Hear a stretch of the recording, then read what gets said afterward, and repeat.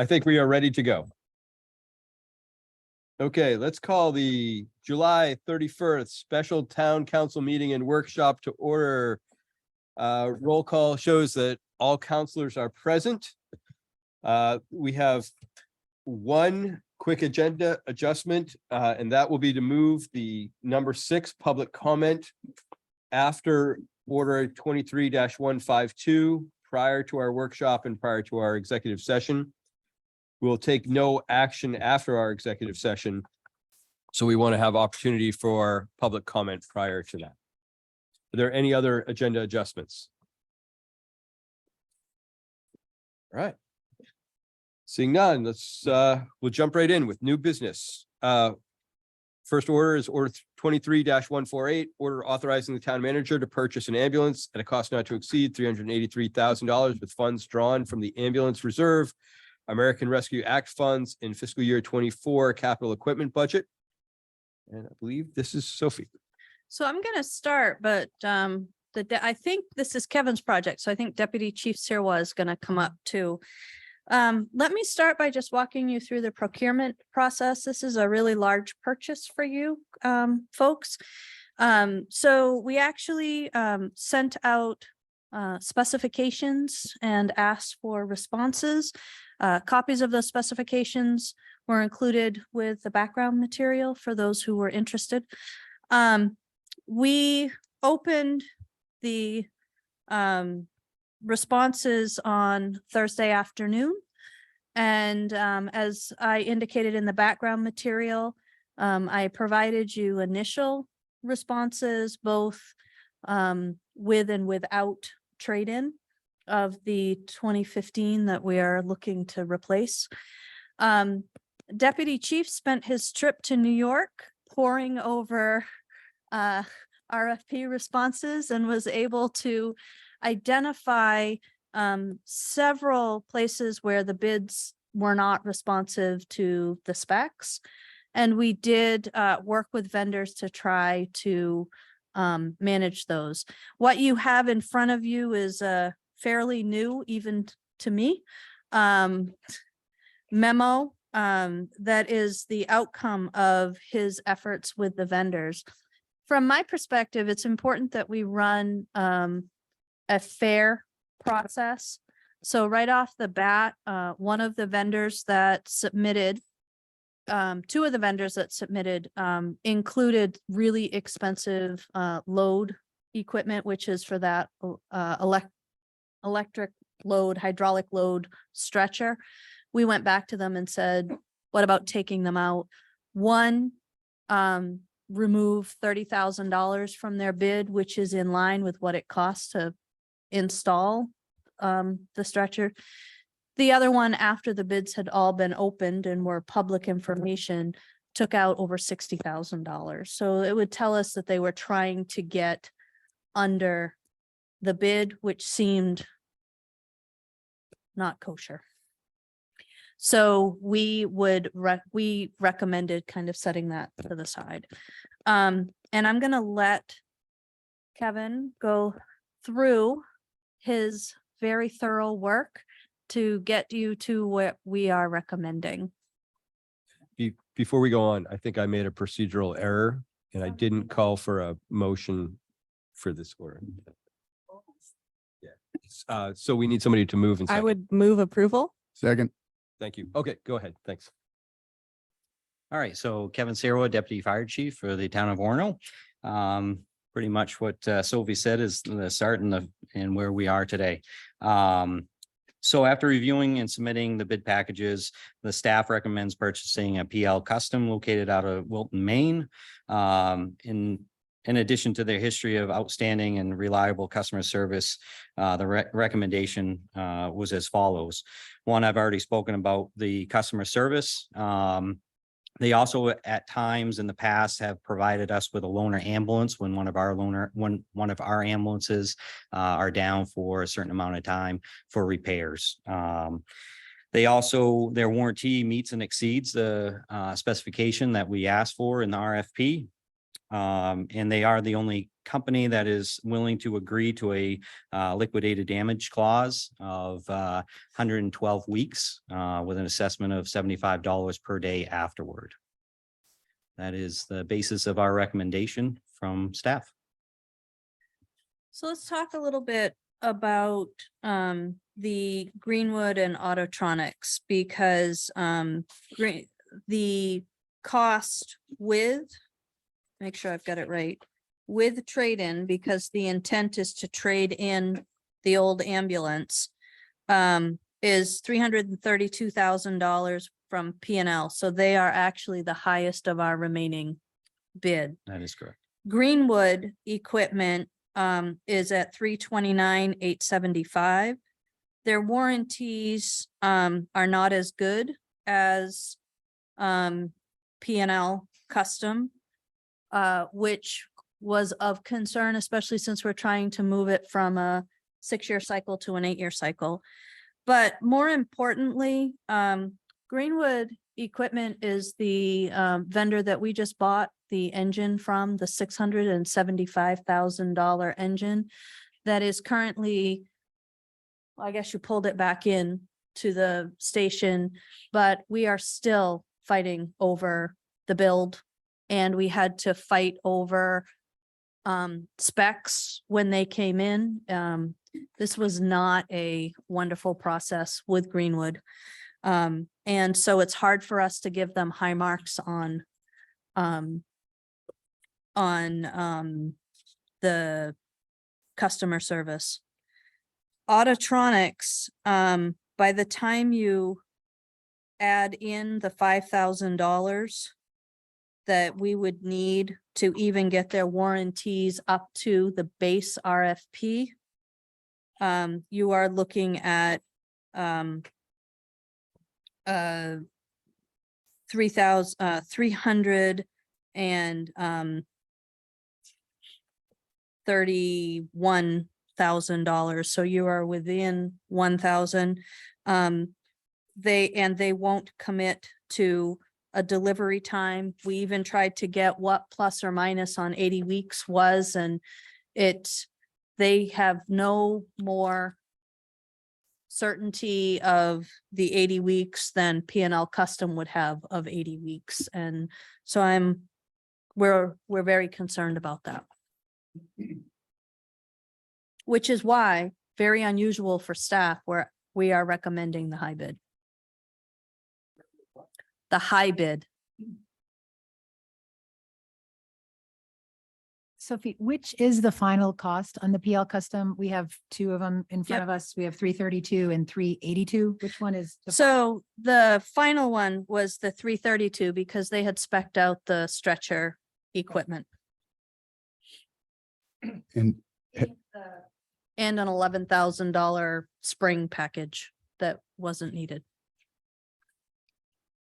have we done business with them? It sounds like you said you get some loaners and stuff. So have we bought our previous ones from them? So that's probably a good. Yep. A good thing. Since I can't give you an exact date, I'd have to go back, but from when I first started, we had a PL and another ambulance. And since then we've purchased PL Customs. I think. How much did they end up giving on the trade-in? I had sent Sophie and Jeff some information on basically a unit that's like the one we're trading in, only a couple of years older, and its retail was 72,000. Obviously that we're talking about 2 years out, I guess, so that would come into play, but I'm curious what they did end up giving us for trade-in.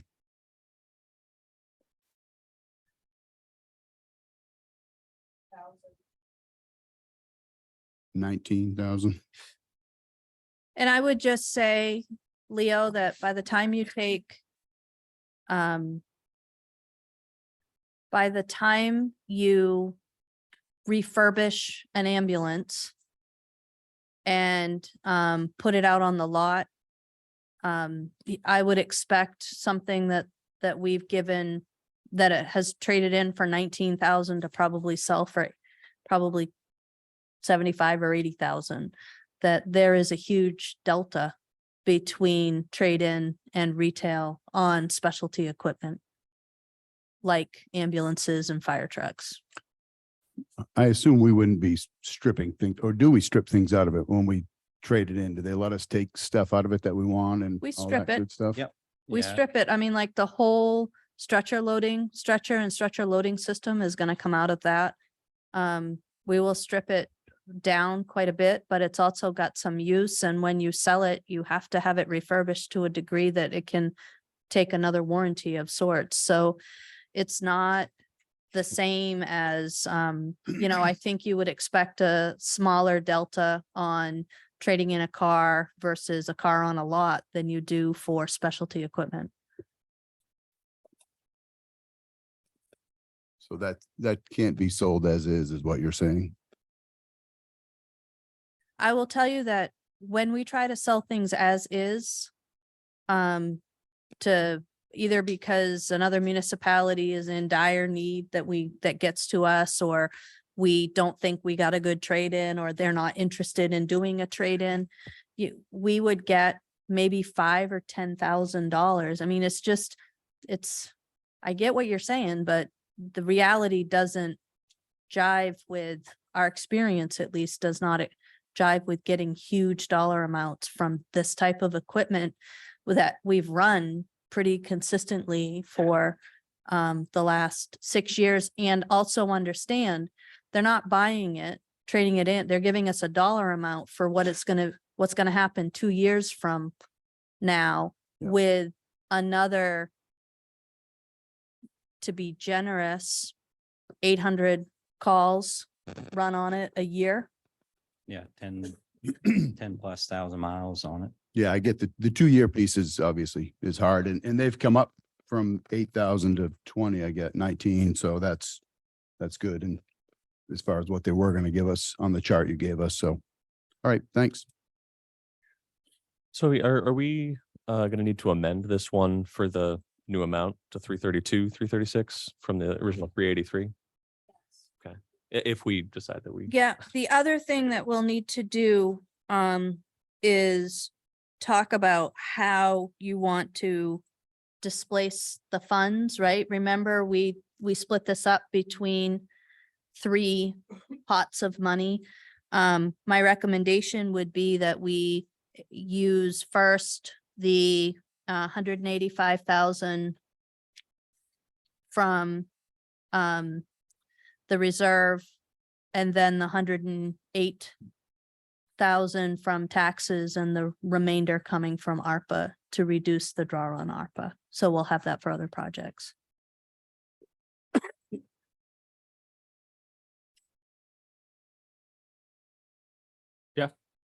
Yes, I'm Yeah, sorry, Dan. yeah, Go ahead. Kevin, thanks so much for putting this together and for spending time when you're away doing it. It's really easy to follow. I'm not familiar, what is the liquidity damages? What does that mean? You want to take it or you want me to? All right, so after 112 weeks, if the apparatus is not delivered to us, there'd be an assessment of $75 fee to that company per day until it actually comes into our hands and is purchased by us. It essentially reduces the price by $75 per day. 75,000 would be nice, but no. And Yeah. and the contingency fund of 31,000, what is that Yep. for? So the contingency fund, again, they were the only company that had one. So what they're looking at is they're trying to look at the future, looking at inflation cost, and that's their best guess. So right now, what we're going to pay for it should be what we pay for it in 2 years. Now, if there is a situation where they don't use that contingency fund, those funds come back to us. Okay. Yep. Yep, thank you. You're welcome. And by come back to us, he means deducted from the cost of the Right. equipment. That all we will pay when we order the truck is $1,000 as earnest deposit. And then we'll pay for the remainder when the truck is here. I'm pretty comfortable with you factoring in a 1% Kevin knows best factor in terms of the over, the higher bid. So that seems like a pretty reasonable amount. If I could also just say that this project Kevin did a great job leading a team. There was a team of firefighters that really looked at what the needs were and built out an initial spec. And then Kevin and Chief finalized a spec. And that is what went out to bid. So it was a good overall project that really incorporated multiple voices from the fire department, which was really good, I think, to have. Any other questions or comments on this item? All right. Seeing none, let's take a vote on order 23-148. Excuse me. Yes. I You think we need need to to amend amend Oh, it. we need to amend. I'm sorry. I would propose an amendment to this order, replacing the amount with 332,336. Is that the correct final amount here? Thank you. And we need a second? No second on an amendment? Would we also need to a further amend, as you had said, for the various amounts? I would go with Sophie's suggestion for 185 from the ambulance reserve, 108 from taxes, and the remainder from ARPA, which I guess would be around 40K. So do we need 2 seconds, Nancy, or 1 second on that? As long as Sonia's okay with it, she can make. Sure. Okay. Yep. Okay, I'm gonna start over just for the record. I would like to amend this motion to a final amount for the ambulance of 332,336, proposing that 185,000 come from the reserve, 108,000 come from taxes, and the remainder come from ARPA funds. Thank you. Oh, yes, and the company name is PL Custom. That's the one to take. Okay, so now do we need a second to that Yes. motion? Thank you. So seconded. Thank you. All those in favor of the amendment? Passes unanimously. Now, all those in favor of the amended motion? Passes unanimously. Thank you very much. That was harder. Sure. All right, moving on to order 23-149. Order authorizing the town manager to enter into an agreement to reconstruct the senior center parking lot in Birch Street with funds drawn from the approved fiscal year 24 capital infrastructure budget. We need a motion, please. So moved. And a second. Second. Motion and second. Sophia Robb. This is definitely Rob. Yeah, good evening. Rob Yorkson, Public Works Director. So over the last few weeks, I've been working with local contractors, getting quotes for the reconstruction of the project that was budgeted for $75,000. I received 3 quotes. A couple of the contractors I asked for quotes from were either too busy or declined to provide a quote. So we ended up with 3 good prices. The low quote was $91,250 from Lou Silver Incorporated of Easy, who we've worked with quite often, and they're a trusted contractor that we've worked with in the past. While working on the quoting the project, it became pretty clear that where we had originally decided to break the scope off, which was sort of like right in the middle of the Birch Street School parking lot, didn't make a lot of sense for the final paving. So what happened was when we built the library back in 2008 and 9, we reconstructed that front area, but just paved over what was a pretty rough section of the parking lot already back then, because we didn't have enough funds to do that. So here we are in 2023 proposing to reconstruct the piece that we didn't rebuild then. So the subgrade for the whole area will be kind of all relatively recently reconstructed. So it made sense to kind of just surface the whole area. So I asked for quotes to include surface pavement for the piece that we had reconstructed back in 2009. So the additional $16,250, which exceeds what we had originally budgeted, is pretty much attributable to that little extra piece that we added on. That can be funded out of our miscellaneous roads account that we have in our capital budget plan. So we were not asking for any new dollars here. We're just gonna allocate some of the overage from the miscellaneous roads budget. So I'm recommending that we move forward with the project and I'll start working on scheduling. Tough place to kind of find a period of time where we can kind of go in there and work, but I'll start working with Lori and Megan on when a good time of that is, and assuming you're going to approve the project. That'll be probably the hardest part of this whole project, is making it work for everyone that uses that area. So I'll get working on that as soon as we can with the contractor. Thank you. Questions? Did you say the library part of this was reconstructed 14 back when the library went in, or just Yeah. laid over? No, it was reconstructed back then. It was was. parts of that are all new. Originally, that was when we that was actually just a street. So it was Birch Street was the access road to the parking lot at the senior center. And of course, where the library is now was a residential place. So we rebuilt that entire area back then. And when was the last time Birch Street was done? That wasn't 14 years ago, or was it? Yeah, that was the So, last time we did anything with the lot. In front of the whole lot was done then, you Yeah. said? Oh, okay, gotcha. So it's gone on 14, 15 years old. Anything else? Any other questions, comments? Seeing none, I call for a vote. Oh, yes. Oh, do we need we do need a motion to amend, because even if the funds are not. We need a motion. Okay, Someone wants to. so if somebody could read the motion to amend the capital facilities budget, FY 24 capital infrastructure budget, to add the miscellaneous road funds of $16,250.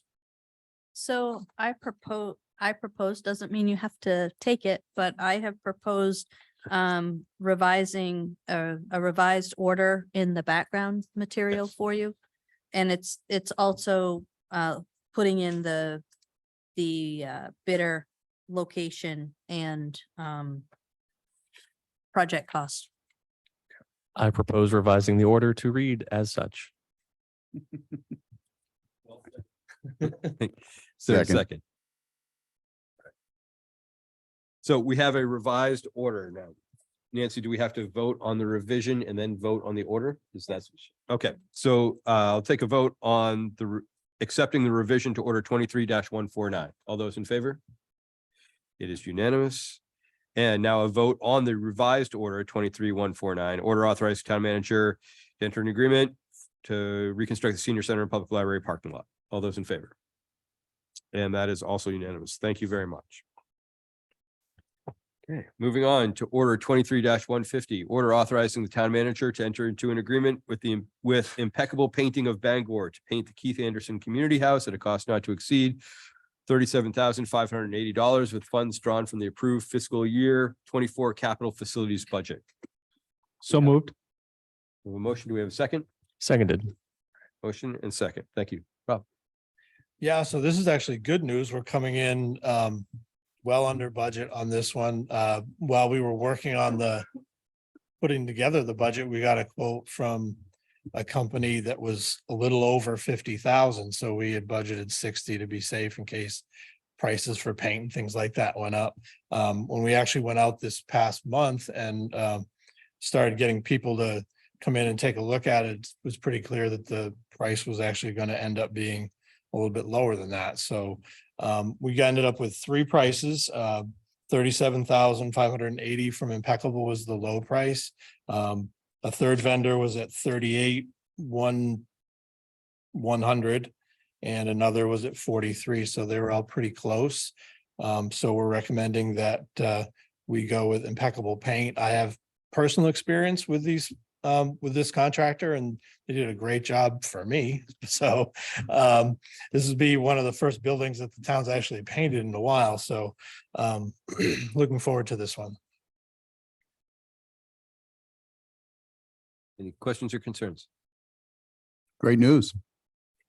And you've never We've never worked with any of the other vendors from a town perspective, I assume, if we haven't really painted much. So No, yeah, I think having a reference where you have a personal reference is pretty good. So. yeah.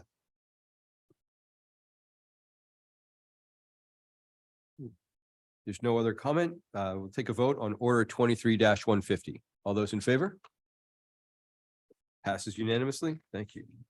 Order 23-151, order authorizing the town manager to enter into an agreement with Great Works Internet of Biddeford, Maine for hosted VoIP services from town-owned facilities with funds drawn from the FY24 operating budget. And we need a motion. So moved. Second. Motion and second. I think this goes to Bell. Good afternoon, Bella Ryder, Assistant Town Manager and IT Director for this purpose.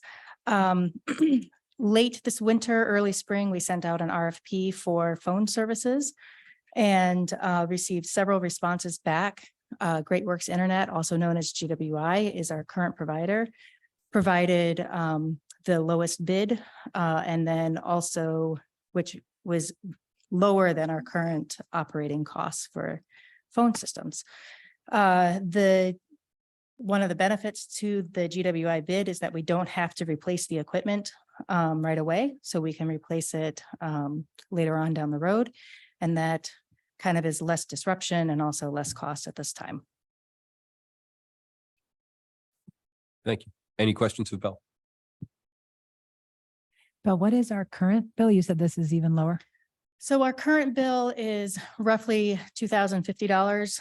And this is a little over 1,400 Per month. per month. That's, kind of an apples to apples comparison. There are a few places where we haven't had phone lines that we're wanting to, like the library needs a new phone line. Our staff accountant, who currently shares an office with somebody else, has to borrow her phone. So we will be adding a couple other phones.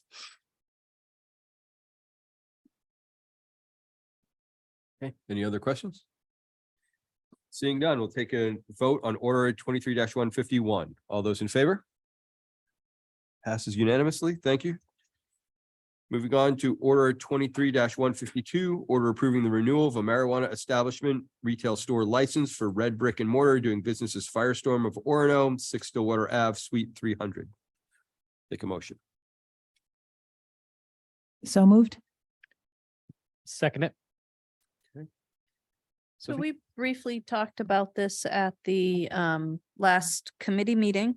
The owner of this establishment came in last week looking to renew their license. We knew that we were not planning an August council meeting. Looking at the ordinance, there is some ambiguity in whether or not a public hearing is required. Talk to the town attorney who could make an argument either way. Normally, when we're faced with that, we would accept the argument that is to the benefit of the resident or the business owner. In this case, that would be that you have the ability to renew the license without a public hearing. As with all orders, members of the public would have the right to come up and speak to you before you make a final decision. We completed our inspections. Staff did a good job pivoting very quickly to be able to do that. And report no issues from life safety, code enforcement, or law enforcement. So this would be a license that there's a recommendation from staff to approve. Thank you. And it is on our future work plan to tighten up our language, so this doesn't happen. On August 28th, I'm going to come to you with some proposed language. Either way, you guys will have to decide whether you want a public hearing for renewal or not. Thank you. Any other questions? What is it? I'm sorry. Yeah. What is it about this that's expedited? I mean, I get the sense that we were expediting and, which I appreciate that we were able to do it, but I just kind of want to get a. So, we had been operating under treating marijuana licenses like all the other licenses we have, which requires a public hearing. In order to have a lawful public hearing, we have to notice that at least 7 days prior to the public hearing. We got this, so if on a Monday, and so if it had gone in on Tuesday, that would have been 6 days as you count days before public hearings. And so the option here would have been to say, sorry, wait until September 11th or have a special council meeting that we could notice a public hearing for, or move forward with this without public hearing, which is why I called the town attorney to go through the actual language in the ordinance. I think in Orono, we specifically require public hearings before vitulers licenses, and state law requires a certain number of years of having a liquor license. Here, our understanding is that there is no such requirement. And then when you look at the way our language is, it clearly requires a public hearing for the initial, but then goes on to talk about the renewal without requiring a public hearing. So this is a matter that council will have to decide in terms of policy, whether you want to align it with the way you deal with others or not. We have the one marijuana retail business in Orono. So it's you can make a decision and not have an unfair business practice because there's only the one. So the proprietor should pay attention to what we do with the ordinance next month. Yeah, okay. Good. Any other questions? Comments? No. All right, seeing none, let's call for a vote on order 23-152. I actually, yes. I think since we're not having a public hearing, it might be appropriate to informally give anyone who's present tonight and would like to make a comment on this issue the opportunity to do so before we vote. Do you think that would be appropriate? That's always fine. Yes. Great. If So there is anybody who would like to comment on order 23-152, you're welcome. Yeah, can you come up to the microphone?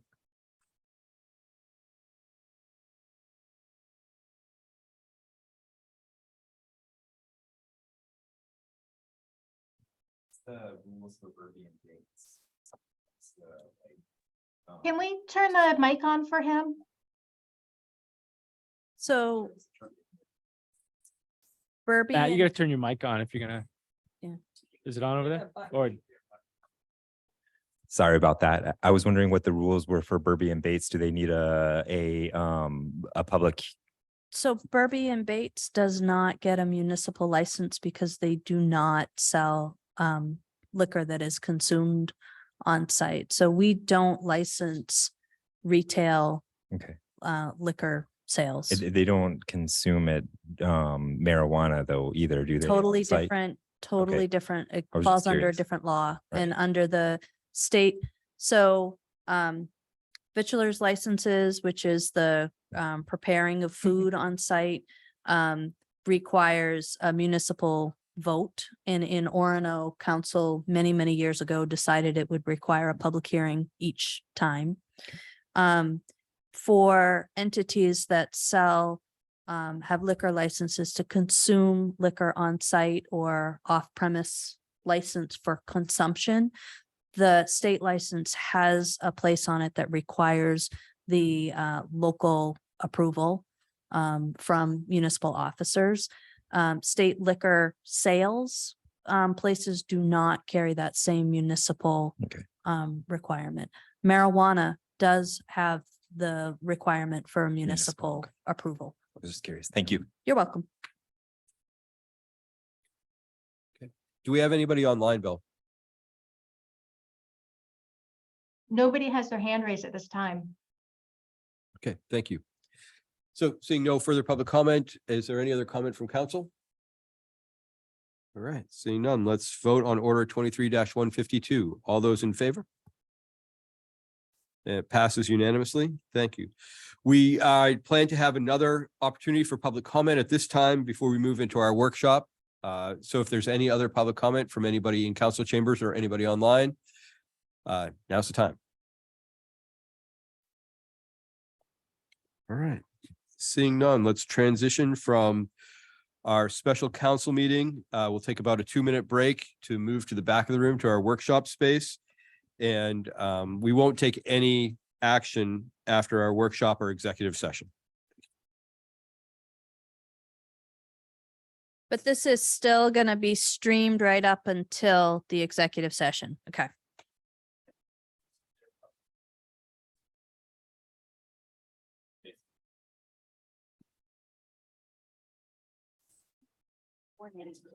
And we'll walk through just a little write-up that I want you to get, to sign off. So what I want to do is make sure if they have, what would be helpful if they have a contract with any type. Some of them did, so we'll look through those bids. But beyond that, just nice job and your preparation. You don't mind.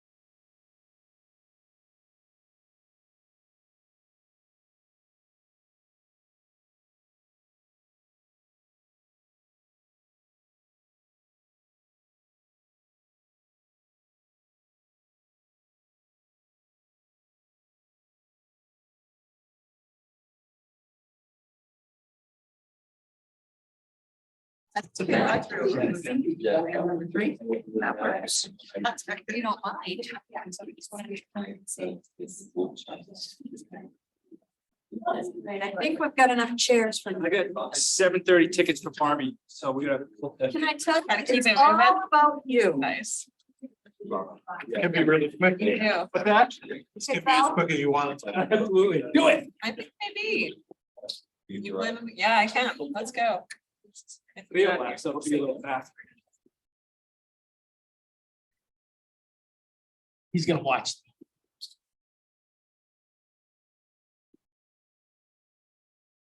Oh, no, they don't. Here. Sniffling. Yeah, So I'm apologizing in advance. No worries, I won't be. I sound like my pug. Oh.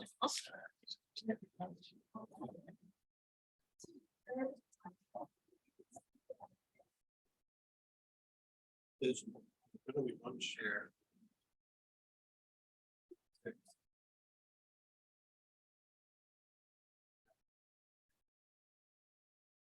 That's for the executive session. So.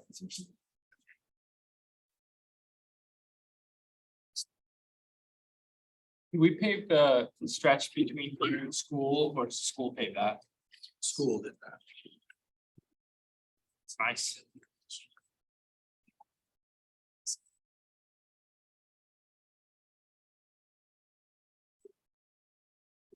Leo's not coming. Oh, right. You don't have to step up. I'm sorry. I was trying to be like stealth and. No, it's my mistake. I have terrible allergies going on. I'm in a fog tonight. I'm really sorry about this.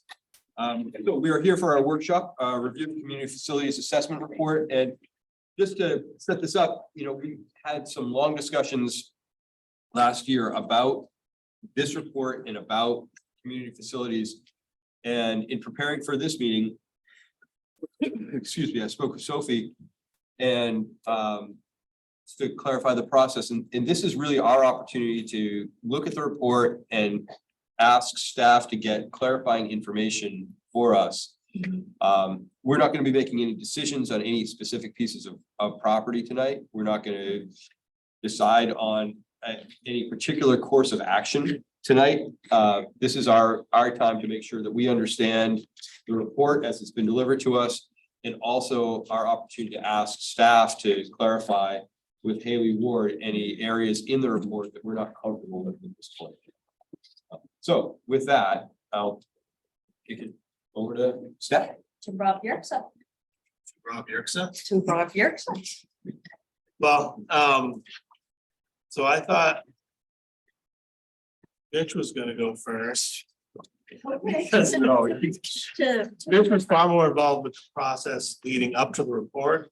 I kind of stepped in at the point where we were finalizing the report, working on that. So Mitch can talk a little bit more in more detail about the process, the study that you know, the process that Haley Ward followed to get us to this point, and then we can talk a little bit more after that.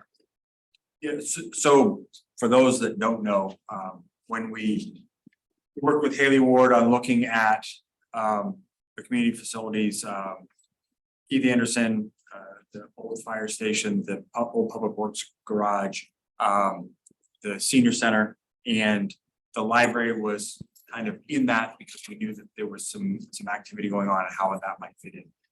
The goal of that was to understand uses, understand what could be possible, what needs we were looking for, and how we could better use those facilities, what we might need to do to make those facilities work in a different way for us, or look at alternatives on what to do with these facilities.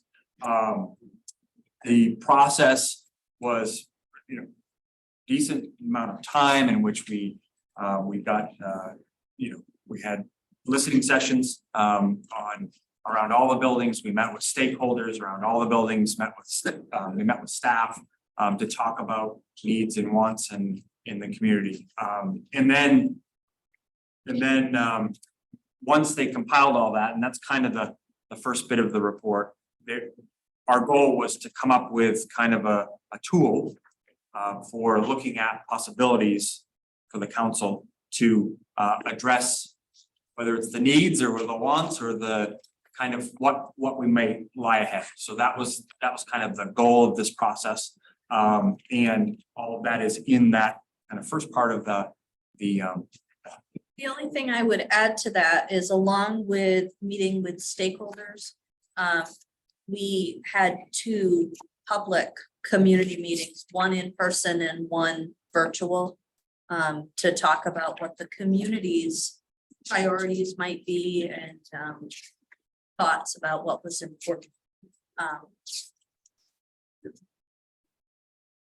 So the way the report reads is kind of sets up the existing conditions. So what are we doing now within the facilities? What are some challenges that those uses present to the facilities? What improvements to the facilities might make those operations work a little bit better? Then it talks about the process a little bit and talks about all the stakeholder involvement that we did, all those types of things. Presents the community needs in a way that I think was pretty useful, sort of in a very high level. I'll note that a lot of the different assessments that are discussed in the body of the report are supported by all of these attachments. It's like 300 pages of all of the notes and building assessments and all that stuff. So it gives you the background for what you actually see in the report. Then they presented a planning tool to council where it discusses some potential options, what those costs might look like. I would just caution, these are planning level estimates. So these are supposed to kind of give you the order of magnitude, given what could be done with each of the buildings. So if for example, a tier 3 investment in Keith Anderson is looked at in excess of $2 million, but depending on what the specific use was and what kind of investment would be needed for that, it may be more, maybe less. These are just kind of give you a feel for the ballpark you'd be in if you were thinking about that level of investment in one of the buildings. So the planning tool was meant to be sort of almost like a choose your own adventure, by dating myself a little bit there, but where you could kind of choose maybe a high level investment in one area in lieu of a small investment in another if you wanted to. but it's important to note that the minimum investment for the properties, we didn't try to focus on if we're going to continue, even if we weren't going to make any programming changes and continue to use the facilities in the same way we are now. Here's what we really need to invest in the near future to make sure these buildings stay safe and operable for all the different programming needs that the community has. So, and those aren't, I think all the low tier investments adds up to about $1 million. So that's not a low level commitment investment to continue just what we're doing. There is so the stakeholders that we talked with the school, we did involve the University of Maine in those conversations. So you'll see some of the things that some of the programming and community needs that are being met met through one of those other stakeholders, and that's noted in the plan in the report. The other thing of note is that given what we've heard recently about the funding through Susan Collins' office for the library, if council decides to move forward and accept that, some of that was considered in this report. That, sort of in the background, we knew that some investment was going to happen on that site. So it's not too far out of the realm of possibility that some of the needs that are being addressed or unaddressed through these 4 community properties may end up being addressed with the library improvement. So this talks about that just a little bit, sort of allows for the possibility of that, which might change things for these other 4 buildings. So that's something to consider as you look through the report. I think one of. Is this report online yet? It's not, is it? Yeah. Is it? Yeah. It's online too? It's a link in the agenda. And the agenda. Thanks. So for anyone who's watching, there's a link. I think that one of the things that council might consider doing is like looking at, for example, and not tonight, but beginning to winnow out things that we might not need so that we can send our attention to the things that might be more complicated. Like, for example, the former Public Works site. As we went through all of the stakeholder meetings and all of the conversation, the only investment that really came out of that was reasonable one, was to turn it into like a dog park. So perhaps putting a for sale sign on it and seeing what comes out might be a good item. But so, the goal here was to get you base information that would allow you to make some decisions in a more concise way. I appreciate the scenarios and the tools, because that was really what we talked about. That council was going to need in order to make these decisions. So I thought that was really helpful. And one of the things that I think is going to be useful is knowing that it's sort of like a puzzle, right? You can move those pieces around and depending upon what we hear from the community about and what we have heard from the community about needs and wants, that should really kind of inform our decision making. So I know that many of us have been having conversations about, well, what used to happen in these facilities and what is now, what can happen again in these facilities, right? And some of those discussions, I think particularly about the Public Works building, right? They say, oh, well, there is less of a need to maybe for the town to hold on to. So as we go forward, right, I want us to be mindful that every decision we're making, right, is informed by like public participation at every point along the way. So we're just not giving these some fund fee.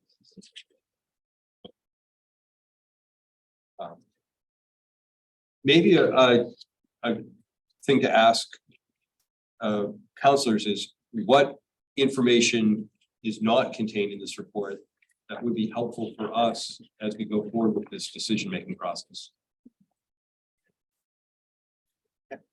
I had a question when you were speaking about the library project. I was just curious to know, I know we'll get many more details about that in the future, but one of the biggest questions I had is just, it mentions in the small write-up in here that there'll be a large community space in the new library addition. Do we have a sense of what large means, like what size square footage that might be Remember that? ish? I'll come sit. Thanks. Yeah, one thing to remember is part of this guidance from the community on needs will drive the scope. So if if we say we need a large community space, maybe that probably would be flipping that question back to you saying, what does large mean? Because Sure. I think the scope is far enough out there and there's a lot of undefined aspects to it. So And I don't have a number for you, but one of the ideas is to have it a dividable room so that there's, if you wish to, twice the amount of space, but it's not actually twice the amount, but it can be used for two different purposes at the same time. So similar to this. I would say, are we talking similar to this size with a divider like we One have here second. ish? That's, 125. I think Similar to yeah, this, so similar. 125, you said? Okay, thanks. I just needed a ballpark as I'm trying to envision that space. Thanks.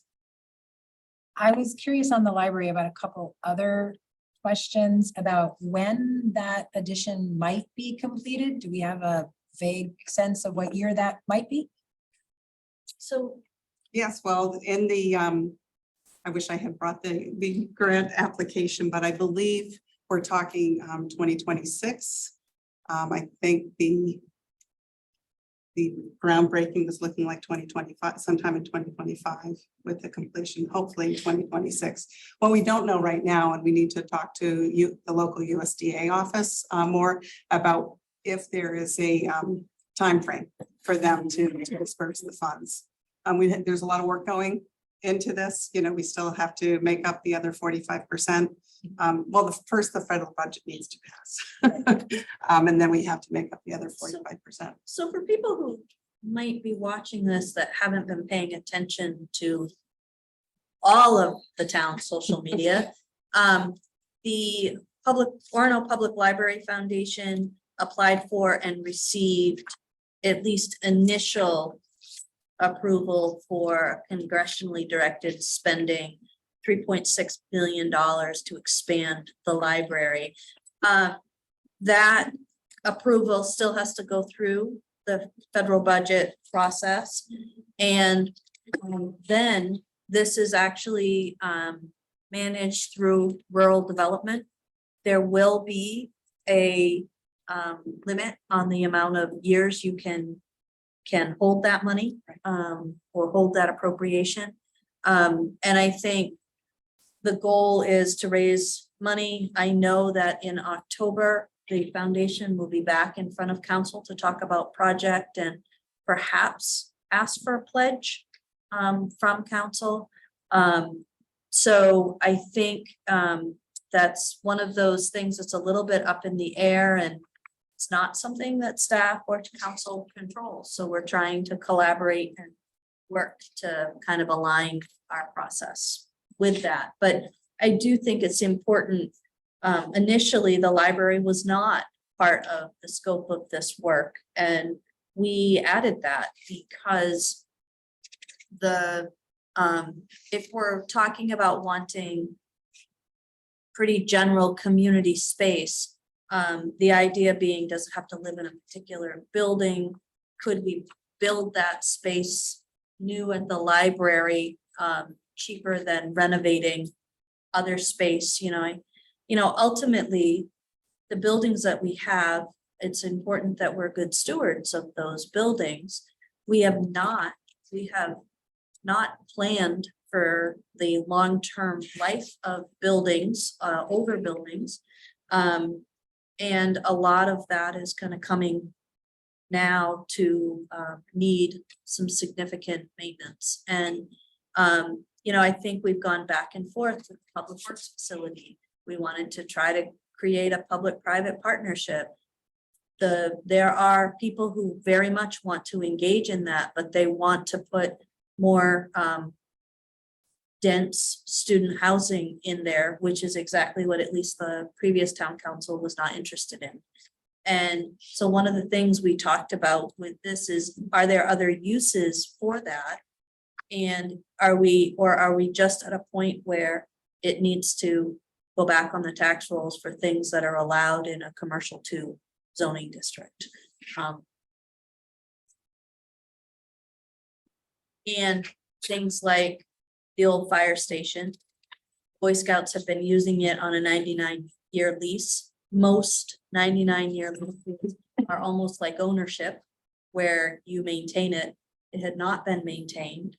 I think they had done some small things, but the town had to step in and do some pretty major things and rip out the heating system because it was not up to code. And as soon as we did that, then the question became, you know, are we now gonna invest lots of money in here? And, you know, and I think that's a council question of, the Scouts seem like they very much would love to have the space back, but don't really have the funds to invest. Is that something that you want to support, investing funds for a single part of the use?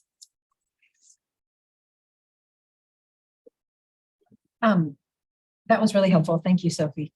I was wondering if you could just clarify again, maybe for the public, about the 3.6 billion in federal funds. What's the matching contribution that needs to happen? I know it's privately going to be raised in part and some part from the town, but what is the matching amount that we have to get that federal money?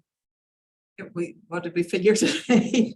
The total is 6.5, I believe. Okay. So we would have to raise just under 3 million. Okay. 2.9. Thank you, 2.9. Okay, thanks. And I know with some of the early library discussions, I heard there was, like, in our write-up too, there was comments on possibly a teen space being part of that, a teen room. And I know I've heard from a lot of folks in the community lately about a real interest in teen space and a teen center. People have different terms, but I've heard that a lot. Is that a definite commitment on the library build out, or just a possible? So Where are we at with that? It's a high priority for the construction. And I will tell you, the thing about teen space is, with any space that you just want the public to be able to walk into, as soon as you invite folks that are not adults into that space, we really are required to have some level of supervision.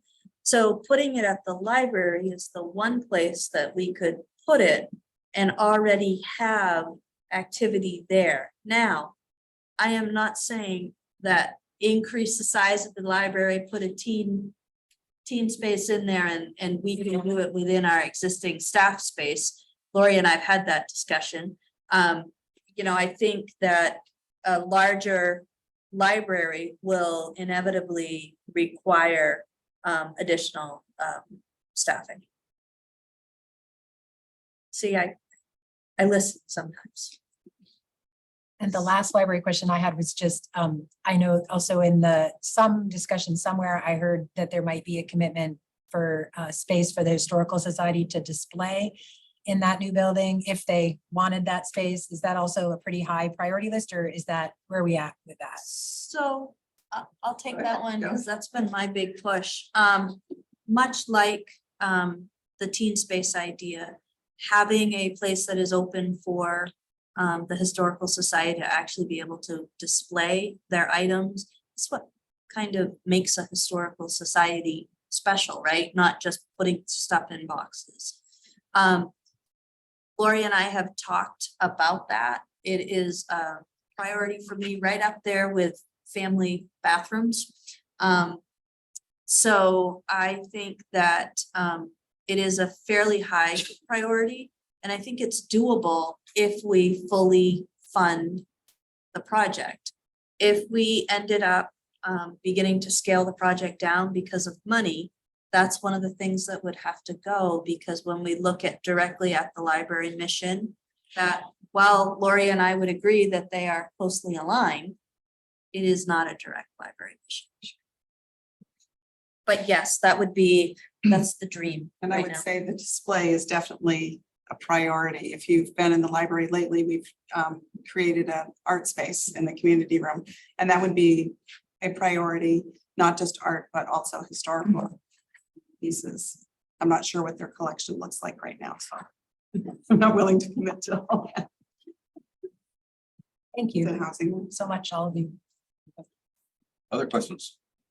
So I think it'll be important to, and I still have to spend more time with this, but I appreciate all the work that went into it. I know it's come a long way under town staff leadership, so thank you for bringing this forward. And all the people that contributed to it, you know, use the spaces now or who contributed to citizens, but I think it's gonna be important for us to have a pretty broad conversation about, we have some real transformative opportunities in Orono over the next, between the library, 2 corridor, these projects, public safety building. And I think we're all gonna have to have it in one place on one board, you know, where we can decide as a where the community can really engage with us and be heard in terms of what they want. And I think this may be one of those times where, you know, we get caught up in where it is or how it's been as opposed to what the why. And I think we're gonna have to try and help the community kind of have that why conversation. And then that can help lead, you know, the what's and the hows and how much is. Because you know, space, if it's at the old fire station and there's been a historic use there by scouts and they're using space and what's really important is they're able to get together, come together, and we need to prioritize that. It doesn't necessarily have to be in that space. We have these other opportunities as well that could be even, you know, more significant for a broader part of the population. So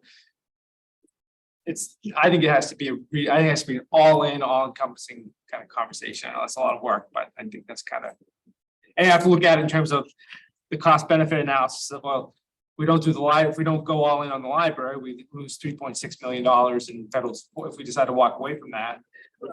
Those kinds of things all have to kind of be somewhere on the whiteboard in terms of moving stuff around and think about it. So I think a couple of things will help with that.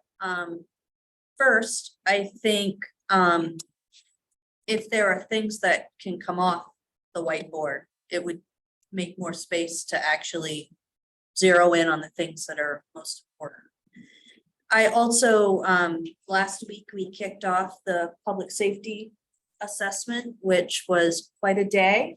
Rob is leading that initiative as well. And we should have a draft report back to council. We're pushing for October. They're tempering our desires into November, but in that time frame, which will also help because the way I was really impressed with kind of the thinking that's going into how to present that report for council. So that will also give you some information. So I begin to wonder if it might make some sense for us to kind of look at anything that council, just as even before it goes to the community, you'd think you could maybe make some decisions on. And the public safety assessment coming back to you, so you've got it all in one place at one time. And then about that time, we'll also be seeing the first iteration for the public comment on the Route 2 corridor will be coming out in mid to late fall. So And I think another key part of that, like you were talking about, Dan, is trying to sort of forecast how the phasing of all of these major investments are going to work together.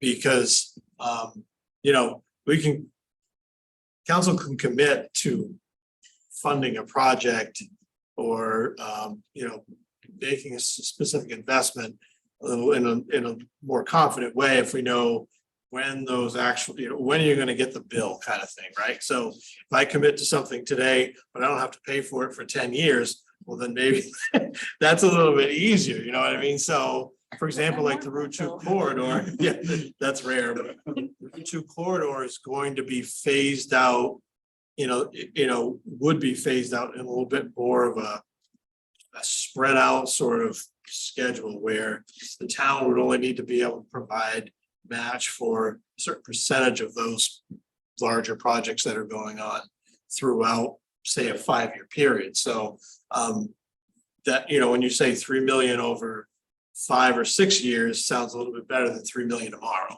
Yeah. So we'll be working on that too in terms of timing of investment, so that even though maybe we need a commitment now, but you can know that the funds don't need to be available immediately, they need to be planned, but they don't need to be immediately available now. And So And again, you're gonna look at how much are you leaving on the table, right? And how much would have to be paid for without those funds. And I think you need to look at that across the board in each, for the library, for the Route 2 corridor, for if we're gonna keep this building, this is what absolutely has to be done.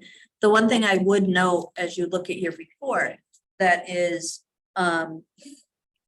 different is that after the report period closed, while we were working on the actual report, we entered into a 1-year lease with Adult Ed, and they are now using essentially the first floor of the Keith Anderson. So we know for at least 1 year they're going to be doing that, and I think we need to have further conversation about whether or not they're going back to the school. Did their leasing the first floor move out some of the other tenants that are listed in here? So the Friends of the Orono Public Library are still going to sort all their books No, there? they do not have book sales Entered anymore. into an agreement with Kiwanis. So we just ran out of space, and it was apparent that gathering those books and putting the time into a book sale really wasn't bringing in the revenue that they were wanting. So Kiwanis now takes all of the books that are donated. They have their book sale out there, and they are going to be generous as the friends that we're having this. And the other group, I think that was listed in our report as using the first floor maybe was the Orono Land Trust. Yep. Are they also moved to a different location or are they still there? They're still there. So in the downstairs, one of the rooms is designated for them, or they share it with the RSU, or how does So that exactly work? They have the Land Trust has a small office and a shared conference room. And Adult Ed has 2 offices and a larger classroom on the other side. That is correct, yeah. So the Land Trust has their own space that they have access to. That larger classroom space will still be available for different uses, but Adult Ed has primary use. So we will be communicating about that space. So it's still potentially available, but knowing that especially in the fall and when the teaching period is more intense, they will be using that space heavily. That was part of it. When I think about the big, when I think about kind of the big whiteboard, of course, the finance piece, the stuff we leave on the table, because I mean, if Route 2 corridor doesn't happen, we decide not to pursue that opportunity. Obviously, some of that stuff we're still gonna have to pay to do anyway, right? So. Yeah, we're gonna have to dig up 3,000 feet of cement to fix a sewer line that we now know is no good. Yeah. We probably should have waited on that pool project to see if we could put that in the library too, but it's too Yeah. late. We already voted on it, right? So it's Then we gonna- have to flood Snow it. cones have already been ordered for tomorrow, so. Yep. But that's kind of how I think that'll be, this is a remarkable time in Orono, and I think this will be a really big conversation, and I'm incredibly excited about it, so. I just have a question, like, I don't know how we're planning to proceed through this. I would kind of love to have a discussion about each questions about each property. I know they're not all facilities, some are land, but are we gonna do it one by one at some point here? Because I have questions about each one, but So, now that we've seen the general report, why don't we do that right now? And these are questions that we are seeking staff's help to answer, right? And so we're not like talking about the disposition of particular properties. All right, yeah, so let's talk about Keith Anderson. We've already begun to discuss Keith Anderson, but if there's any other questions in that space.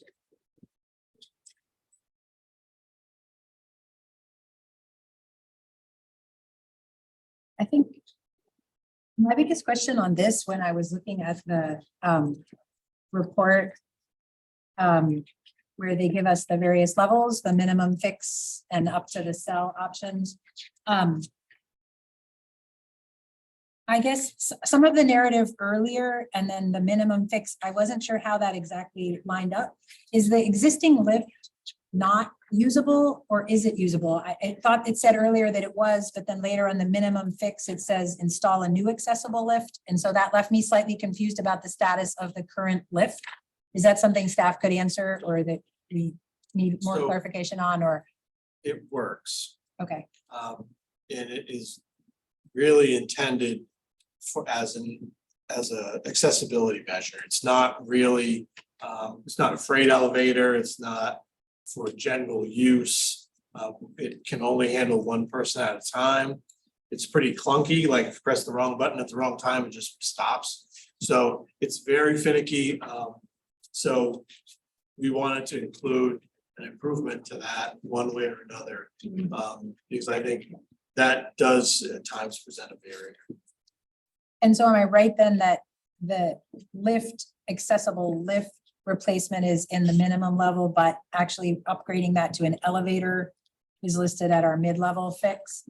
I know this doesn't break down costs in each section. Do we have an ish cost on lifts versus elevators? Are elevators like hundreds of thousands or are they 50,000? What is a range for elevator? Well, it all depends on it's very specific, obviously, because Sure. an elevator requires a lot more. The footprint of an elevator is more significant.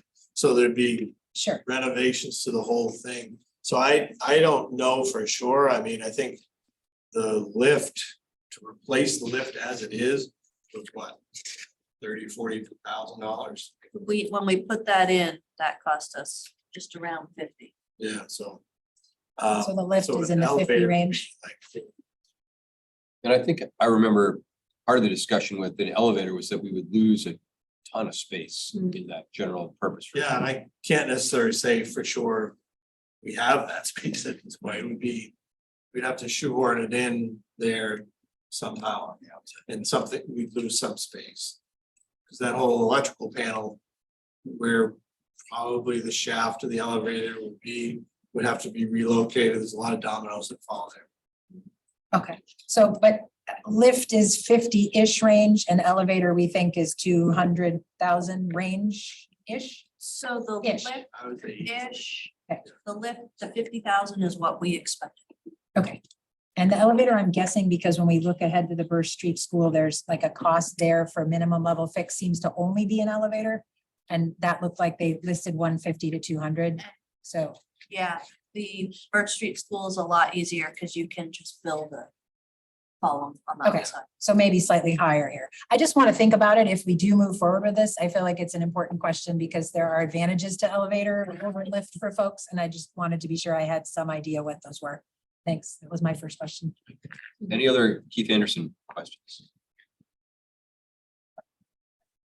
All right, I think we had, I do, but I don't want to monopolize. So everybody else should go first. I have other Keith Anderson questions. well, we'll ask, and if there are questions that I think staff can just get back to us with data, then maybe an efficient way to do that is to take a list of these questions and then just give us the data. If they're use questions or questions about public comments, and stuff like that. I know a lot of the discussion in the Keith Anderson write-up had a lot to do with floor joists and load bearing of floor. And I know also some of this report it's pretty old. I mean, some of it's from 2019, and I'm sure you guys have had more discussion since then with them and with each other. And I guess I just wanted to know kind of current status on the floor joists and any effect that has on use of the building. Is that something that is this, what we have here is still the current state, or is any of this changed? Is there any limits on what can be done there now? Or I don't know, any update on the floor joist situation? So the building itself is in the same condition as it was when it was assessed by the engineers. nothing else has changed. I mean, the limitation on the floor rating is something that I think we checked against what the capacity was and it was okay.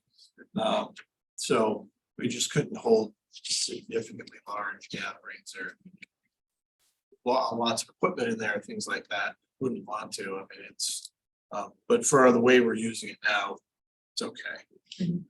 Is there an occupancy Yeah, what's number or the- something we have currently?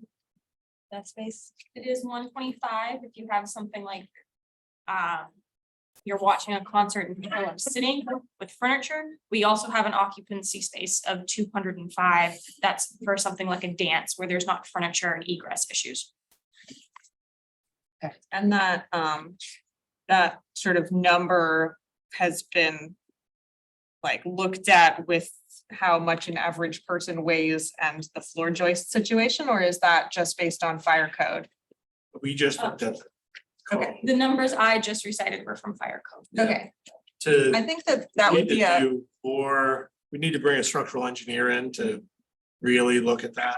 yeah. To figure Well, out. there was in the report a recommended sort of pounds per square foot. And so it seems to me like it would be really pretty, I mean, it's like back of the envelope, but it would be a helpful ballpark figure to know what the structural engineers requested, like how many. Is it safe to put 205 people in there right now, or would it be sort of due diligence on our part to scale that back to a lower capacity just based on what what an engineer told us about the floor? That to me feels like a helpful thing to know. Perhaps what people were doing, because I imagine sitting does require equipment, but dancing also requires a lot of hopping up and down on floor joists. So I imagine it probably depends what those people are doing, not just the number of people that are in there. Dropping it low. I don't know. Oh, I didn't see a dance move, Stan. We'll check it out. and get back. Awesome, thanks so much. That would be great. Thanks. Yeah. Anything else on Keith Anderson? Yes. Sorry. No. I'm fascinated. I really had a great time reading. I have lots of questions. I did want to ask on the current lift, which I hope, it sounds like we're gonna replace. So I guess I can skip that one for now. Lighting and media on the medium fix. There's a quote that part of that would be upgrading lighting and media equipment. So that room could actually function more as a multi-purpose room. That's something that I'm curious what that cost is again, apart from elevator and other things. And how much of that is equipment cost versus installation cost for media equipment. So I'm sure they had a vague figure that they used, and I'm just curious what part of this breakdown was their media and lighting breakdown. Yeah, That's my only other one. I was curious about that too, but I guess had sort of in the spirit of Sophie's question earlier about like, can we weed out some options? This was, when I was reading this, something that I was a little bit inclined to weed out as an option, given that if we're pursuing a library project that's gonna have an amazing multi-functional room that presumably would have all the tech that one might need. To me, it doesn't really make sense to then also be fitting Keith Anderson with some redundancy and functionality. And I would, in my envisioning of what would be helpful as a community space, see it being a little bit more of a low-tech space that would have what it needs for, sure, there could be like a projector there and you could set up to do that kind of thing and set up to have stage lights as it has been in the past. But like, I'm not really interested in pursuing that as a fully outfitted virtual meeting space. Personally. So keep in mind, these, Yeah. like I said, these budgets were Yeah. built as planning level. Yeah, budgets. totally So helpful. when they looked at that space, they probably said, okay, the average cost of creating a performance space is $350, dollars per square foot. Yeah. And then they did the math on the size of Yeah. the room and gave us that number. So that's how these budgets are put together. And we should be aware that we'll budget time Mhm. for us to have a use discussion. Great. This is really like this, tonight's our opportunity to look at this report and say, where do we need more data? Yeah, I guess I just want to say again, I really would like that data, and it's not because I think that the library, I don't want to duplicate whatever the library space is doing. I'm the one who keeps saying this over and over, and I I know no one else had so far has chimed in, but for me, the space we're sitting in right now, it's more about whether some of these uses could be moved to me. And I don't know that they could be moved to the library space if the library space is being used for community events every night, whether council kind of events could happen down in the library seems questionable to me. I don't know. If all of those things could move to the library space, that would be great with me. But if not, I keep feeling like this space is close to the public safety building. And if public safety needs more space and needs to take over the bottom level here and offices down there need to move up, I keep feeling like this room we're in is the least utilized space.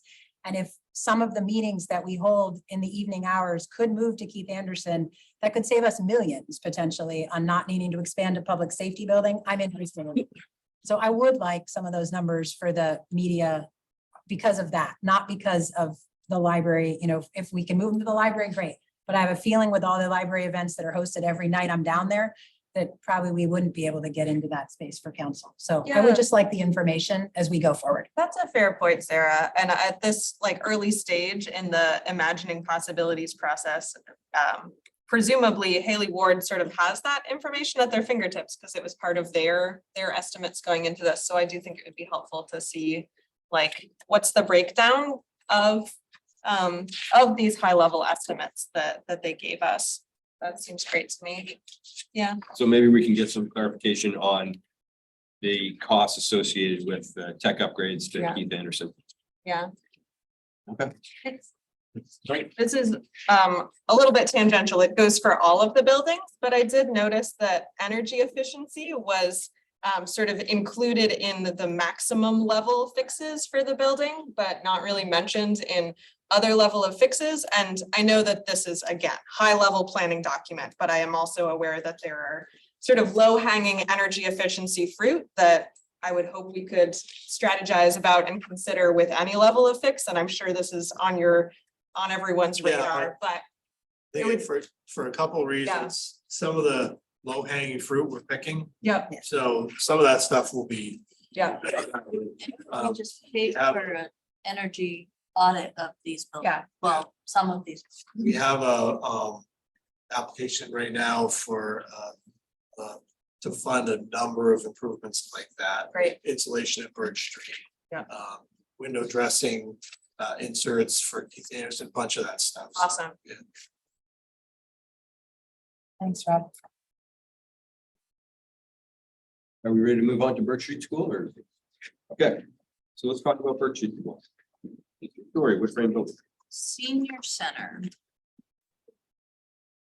I'm just going by what the last grant that we upgraded. Sophie, can you remind me what happened to the funds that the Orono Health Association has been raising to defray the cost of an elevator? We do not have them. Okay. So any upgrades would be solely in town. They might be super happy to help us. We could engage that conversation, but I would suggest that we have like a plan and an amount and a timeline. I guess that answers my question. I just wanted to be clear that this is a municipal plan with municipal funds that going Yeah. forward. We have to, we own it. Yep, and I will say that the Health Association has been an incredible partner. And I think we'd be super happy to have access to space upstairs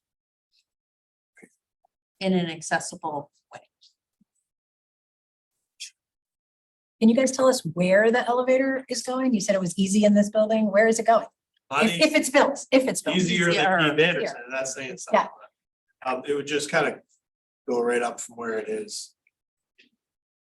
On Where? the, well, so the original plan was to put it on the outside, The building, yeah, and we would just continue it up. so just a Third built floor. off the outside Yeah. of the building. Yeah. Okay, thanks. This building seems really heavily used. I mean, one thing that was very interesting in the report to me was to really see just how much use this building's getting. It's clearly in a really good location. It's easy to the library. It's the community garden space is there. It's walkable to many, housing in the community. And so it clearly seems like a well-loved and well-used building. I know. I appreciate it, but I can tell lots of other folks do too. It mentioned some other accessibility issues other than the elevator, but it seemed like they were pretty minor in the write-up about them. Does anyone even speak to what those are? I think we've got some issues upstairs on the second floor. Yeah. And- The ramp is, we funded a project to replace the ramp. Because that's aging and starting to fall apart. again, but-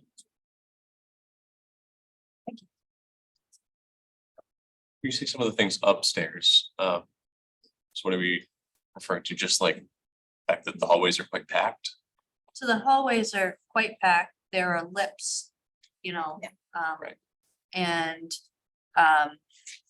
they're most definitely, the doors are way too narrow. Backstairs. The back stairs, I think there are code things that we would want to address, you know, what started out as an idea from the health association to maybe raise a little bit of money has turned into a really important service for the community.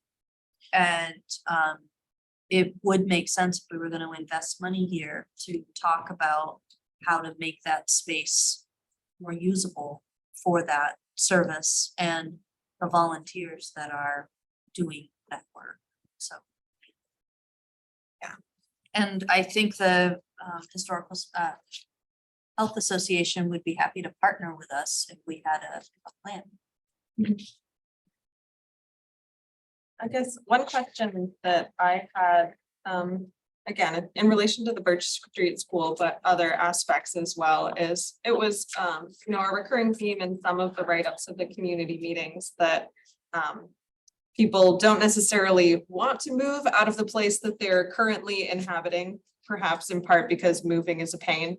But there wasn't really an assessment in this draft of the report yet about kind of people's like willingness to consider being in a different space. And to me, I'm not surprised that some people express a reticence to move, but also I think knowing what folks' willingness is to consider alternate futures is like an important part of this, that maybe it's best addressed through sort of, as Dan suggests, like another round of process. But if Haley Ward had some more information or there were some questions that kind of got into that a little bit, I'd be interested to know more about that end of things. And Jeff, if you were part of those conversations, maybe you could speak to some of it too, but, or I can go out and like call some folks and talk to some people too, but. I mean, my recollection is that we didn't ask anybody if they would be willing to move, because then you, increase people's anxiety about being kicked out of their spaces, and B, you open the door to somebody saying, I am unwilling to move, when they, you know, those decisions may not be made at that particular level. And that's the challenge for council is, I mean, at some point, you know, it's like, I don't think I want to tell anybody they can't do something that they're doing that they value, but we can't be held hostage, is the right word, but you know, I mean, we have to be able to make decisions collectively about, and people get a chance to, if it's this part of town versus that part of town, and it may have to be part of the conversation. I had gone around with Haley Ward when they were interviewing all of our tenants, if you will. And I think a similar vein of concern that we did ask was no one wanted this change to happen and to get down Freedom. So we did ask questions on a similar vein to that, and that was a concern that I like what I have at the least, and I'm happy with what I have. So to continue that vein. Yeah, that makes a lot of sense. But I mean, the reality is that I think we're looking to support programs and have sort of a new library that has a lot of functionality. So hopefully we can, moving forward, not be framing things in a way that increases people's anxiety about change, but rather like frames it as, I think, an accurate positive that we're pretty committed as a council to supporting community groups and figuring out how to make that work in the future. Do you think though, the graffiti artists who've been writing, spray painting on the public works building, they're gonna be out of luck? I don't know that we got. That could be. You know, I think it's important to remember that we don't charge any of these community groups anything. Yeah. And while we don't want to create undue anxiety, if you talk to somebody, even in a group, one person will say, we don't care, and somebody else will say it's the hill that they will die on, right? So I think you've got to be careful. Do we have other questions specifically related to Birch Street? Okay, well, let's talk about the old fire station. Which is one of the more challenging.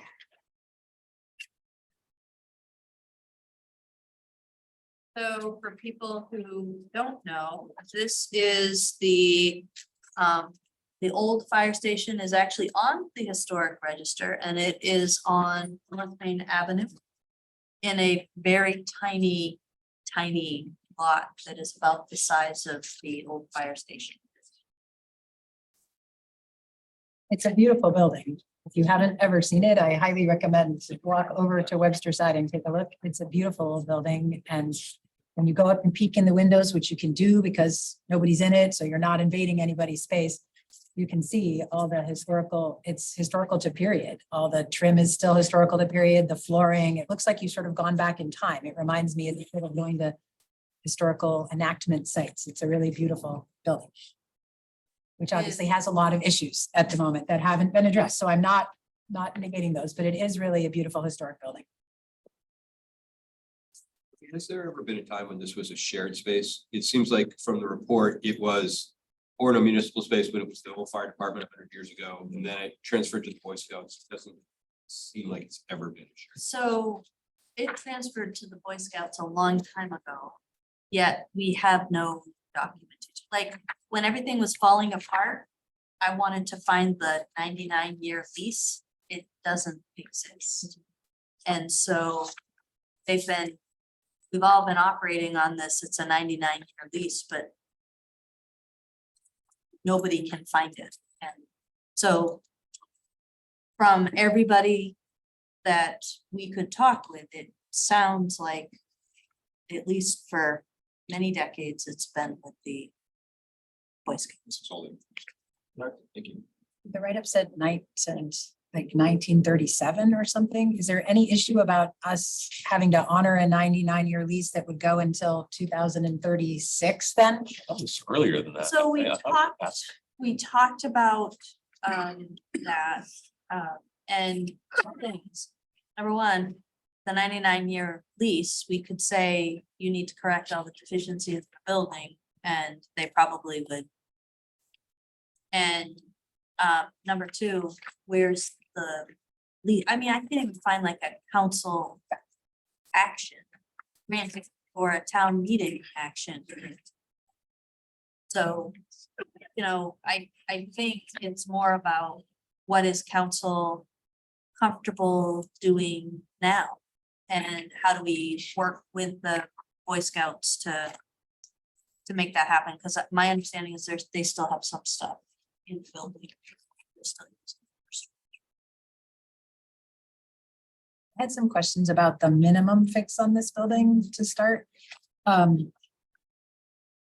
guess some of the issues on the minimum fix to me definitely seem like they are an upgrade to the building so that we could use it for more things. So I was actually curious about a sub minimum fix to this building that would just keep it in the status it is. It currently doesn't have any water or sewer service or any heating, correct? So it should have heating, but it has does been not, pulled right. out. I guess I looked at the exterior of the building and it looked to me like some things that aren't listed here are probably needed work. It looks to me like it needs paint. The paint is peeling pretty significantly.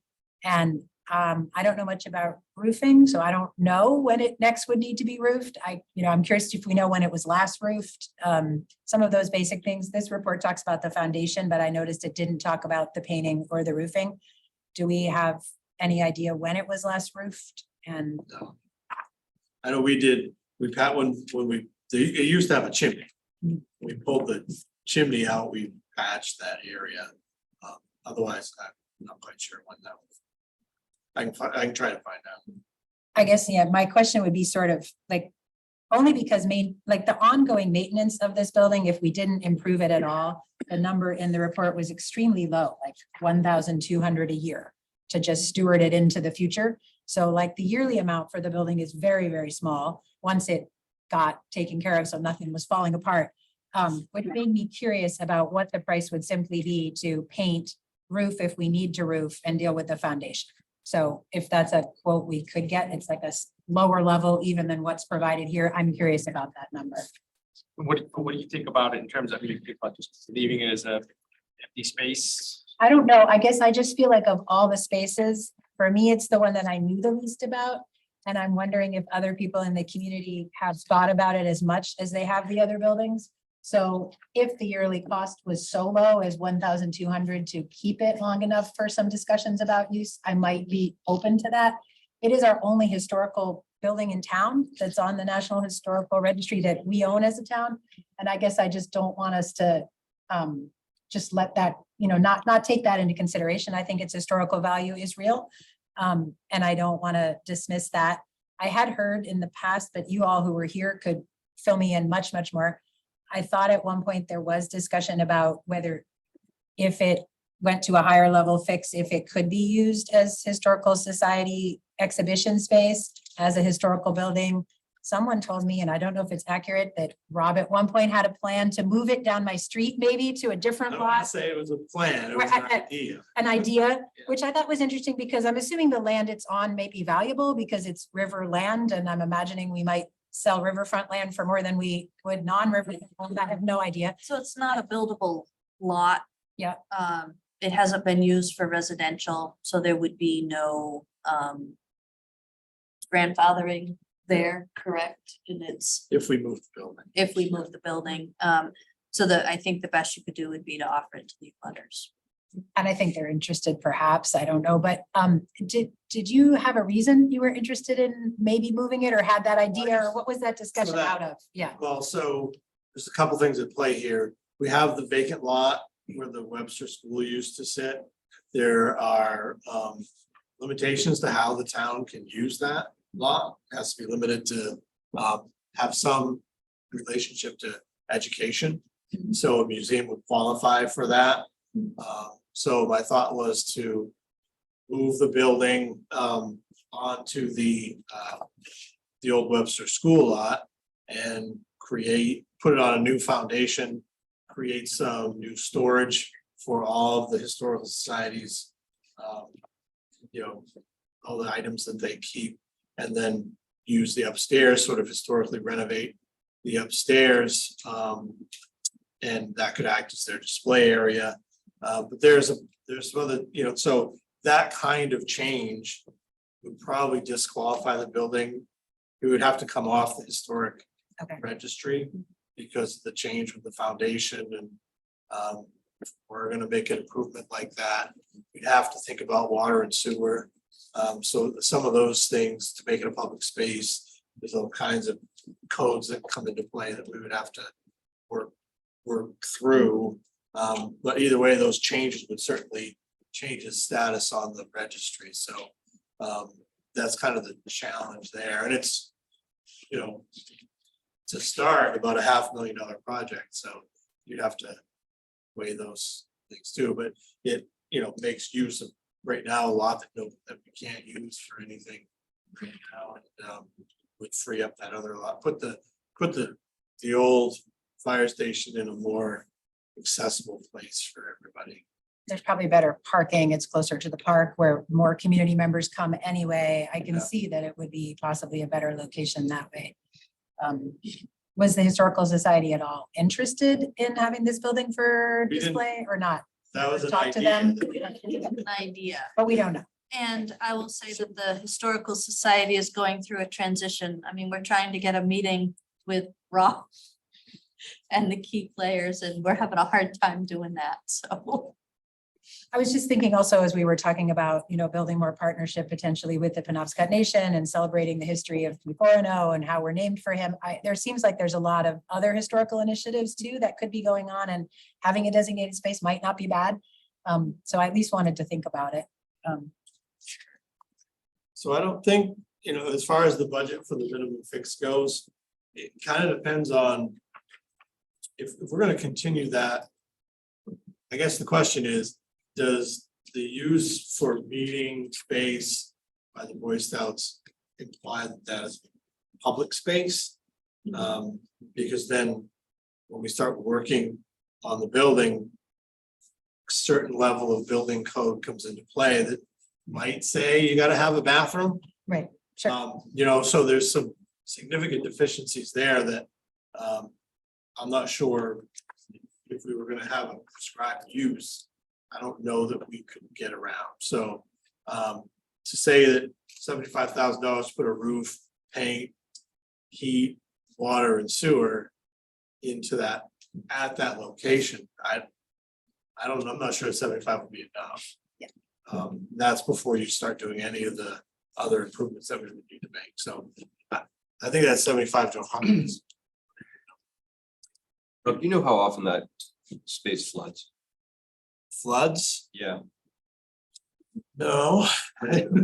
So I've been in the basement. I don't before. know. I've been in the You can basement before, see. and there's a water line on the basement wall. I don't know that since. I don't know that since, I don't know that I've ever seen it even close to underwater. Okay, good. I don't think it's. So recent. maybe it was 40 something left years. over from the historic flood. There could have been a water main failure, could have been some things like that that caused that, I guess, I'm not sure. Okay. The water line doesn't get that high anymore. That's great. But I mean, in these I mean, if it's just the minimum fix, does that, I mean, it's just in this document, just envision the scouts to be able to meet there, or is that kind of what it? All we're That's a talking- good question. We'll get you an answer. I think some clarity on the minimum fix on this, and like I said, even a sub or lower. No, but I mean, is level that the minimum. only group that would be able to use it, or would be able to open it up to other? So remember, Yeah.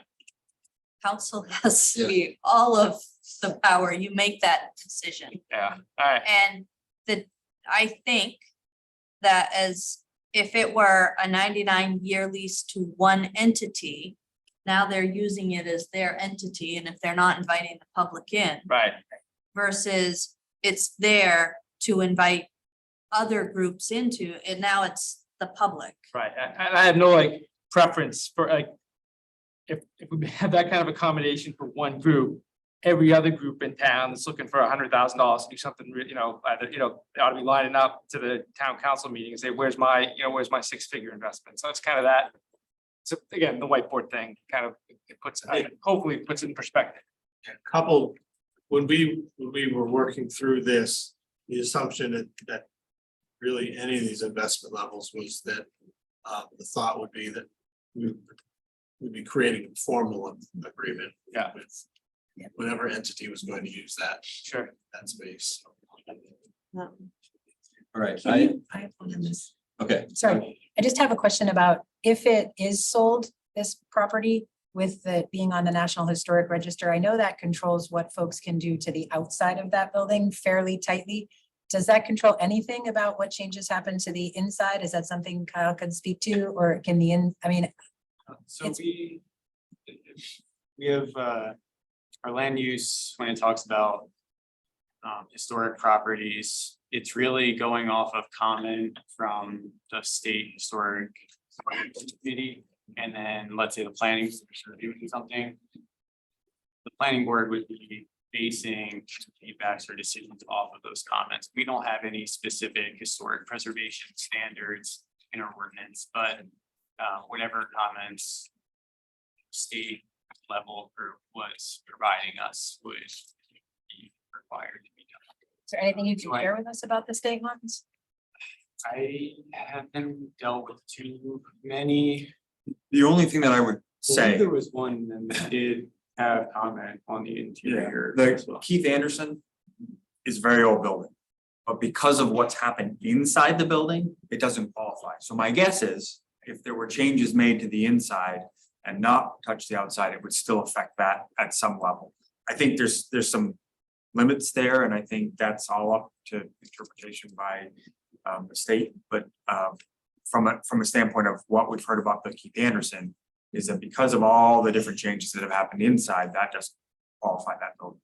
So I guess that's just another question to staff, because I think some people who are concerned about the historic nature of that building might want to know if it were sold, you know, what would happen to it? Would the outside still have to look a certain way? Would the inside have some requirements about what kind of changes could and couldn't be done? Might matter to folks who are historically attached to that space. I'm curious to know. Yeah. And then my last question on this one is really actually for all of the properties.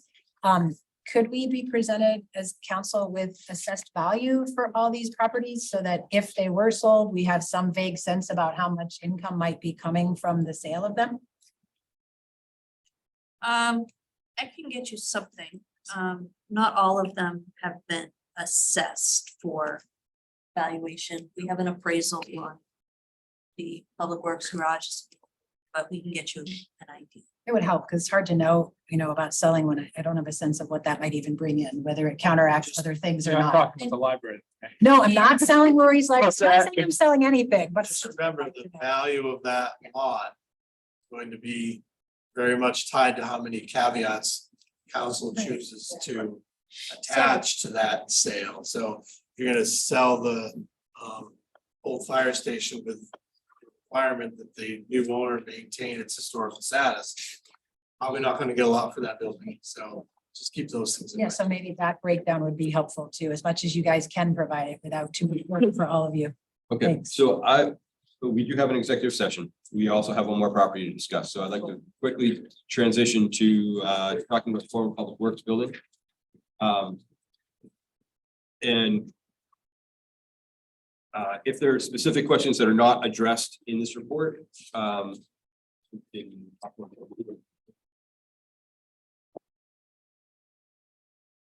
have a question about VRAP that exists and What? the VRAP, VRAP, the voluntary- environmental protection that exists, and how specifically how long that lasts or how it has to be maintained. The longer we own this building, are we dumping money into maintaining the VRAP as well? So once it's done, it's done. As long as we don't make significant changes or create a use there that's going to, that could potentially add hazardous, whatever, you know, that could potentially change the valuation. Then the BRAP stays as is until the change of use happens.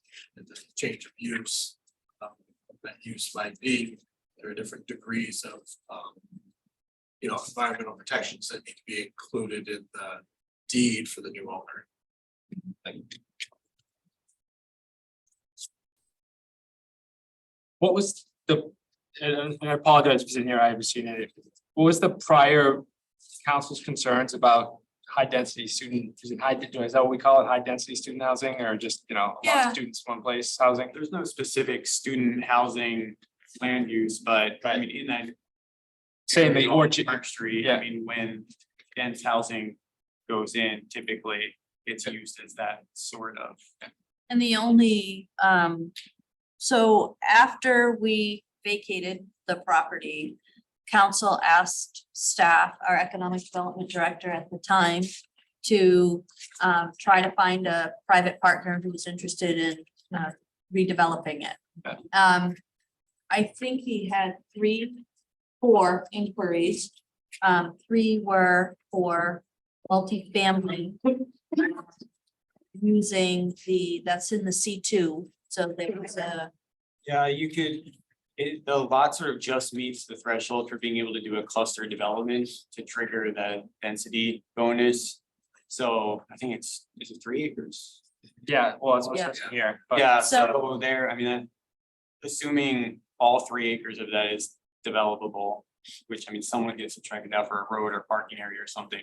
But you'd be like 24 units, so probably somewhere in the like 15 to 20 unit range would theoretically be possible. So 3 of them wanted to do that, and one of them or 2, there were 5, because you were contacted by one. Were interested in trying to maintain it as a garage, so to support construction and for garages. Council at the time felt like it was primarily MDR. Community members had dealt with large trucks going back and forth that we would every once in a while get concerns voiced historically that at least the town could pretty immediately address. And they also were not interested at the time of expanding that dense housing in that location. Sure. So, and there was some feedback from the community at the time that the community wasn't interested in that either. So, to Mitch's point, I think also they really wanted to kind of drive what was happening there, which then decreases what you're gonna get for return on the property. With the current VRAP, we went and got a plan approved that allows for some flexibility. A single family home creates the largest cost for with the VRAP in terms of what the new property owner would have to do. You can't, you're not allowed to just simply cap it. Thank you. And access to that piece of property is only out Penobscot. There's no access out toward Park, right? So. I do think like having what Dan brought up about making sure that, you know, the whole community is invited into discussions will probably be important on use of that land in particular with people's concerns, what you're describing from the past about how that land gets used. But I've heard the same things you've heard. I mean, I work in that neighborhood all the time, and the things I've heard people say are, well, it could be a dog park. I've heard a couple people say that. I've heard people's concerns about no more high density housing if possible, and same thing that you guys have heard from that area.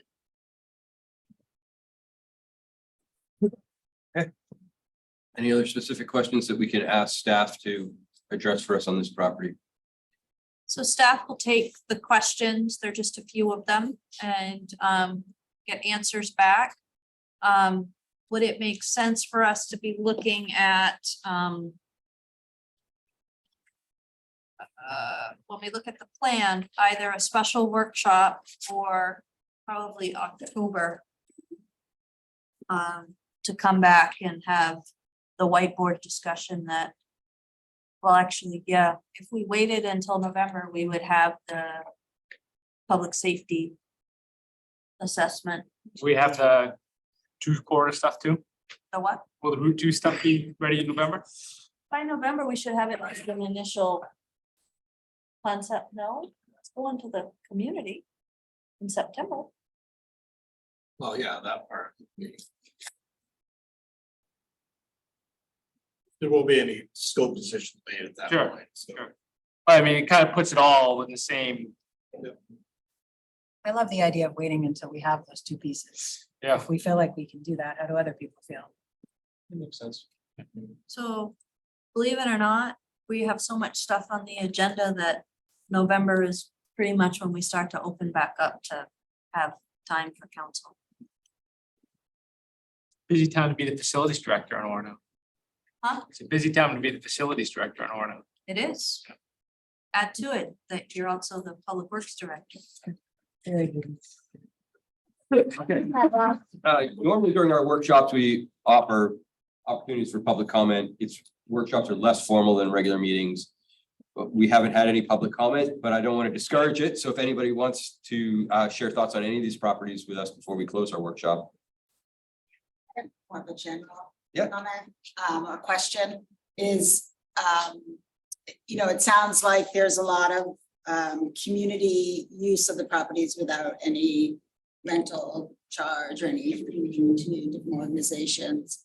And so is that typical, you know, is that a typical way that towns run their facilities? And is there any, this would encourage the council to be thinking of that as sort of like, as you're investing in the properties, the use of them and the arrangements or lack thereof arrangements that are made with other with certain entities. So I will tell you, I've been here for 12 years. I inherited the process, and I think my predecessor, who was here for 6 years, inherited the same process. So I think it's just been the way we've done it, which is, as I tell my staff often, not a good excuse. We should always be evaluating how we do things. Yeah, and I mean, I guess is that in your experience, have you seen other towns kind of in that? They run the gamut. For some towns, it is, this is the way we can support this very good work, that if they didn't do it, we would have more of a draw. If you look at the entities that we are partnering with, the land trust as an example, that relationship brings an awful lot to Parks and Rec, trails, public works. So it is a win-win. The health trust does a lot to offset what general assistance might otherwise be doing. The historical society, I think that's more a setup of, if we weren't doing it, then we might not have it. And historical societies are really important to communities, especially communities that for much of our population is a little more transient. So the history is important.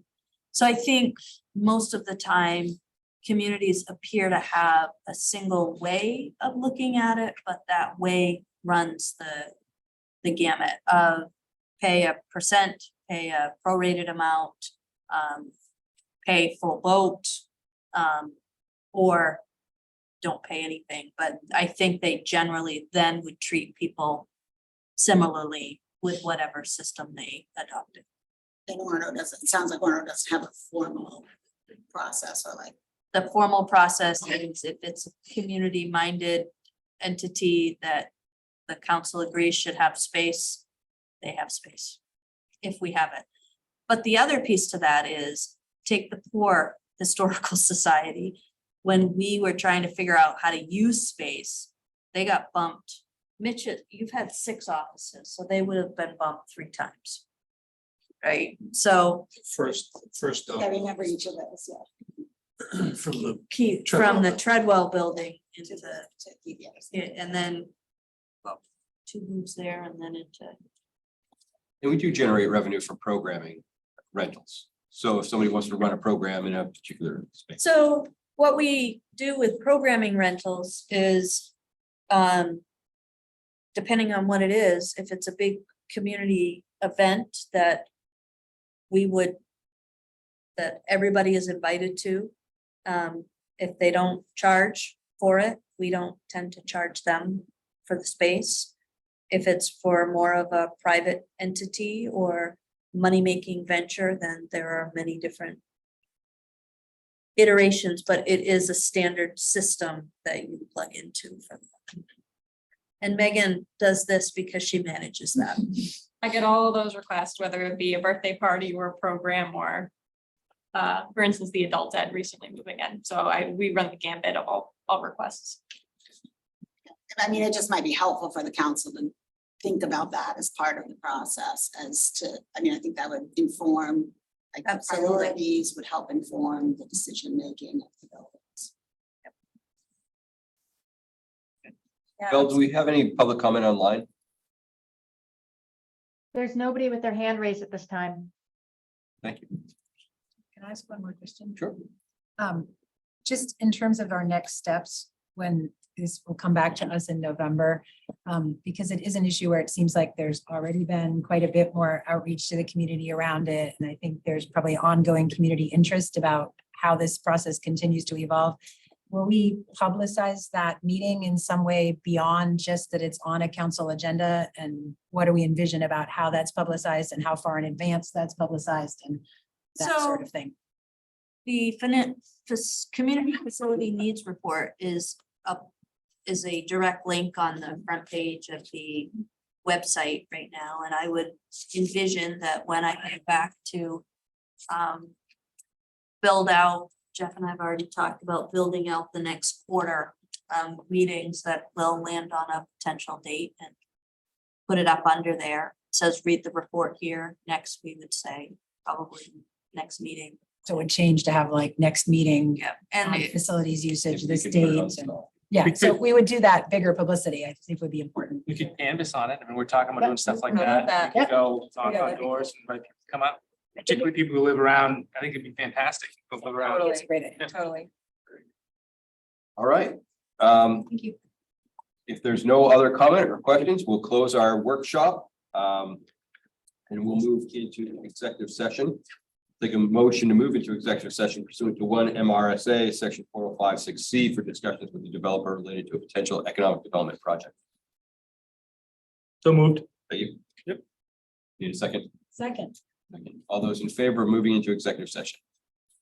Good. We'll take no business, we'll conduct no business after our executive session, so this closes our recording and the public portion of our meeting. And I need to take just. Yeah, let's take 2 minutes. Sure thing. Probably do more than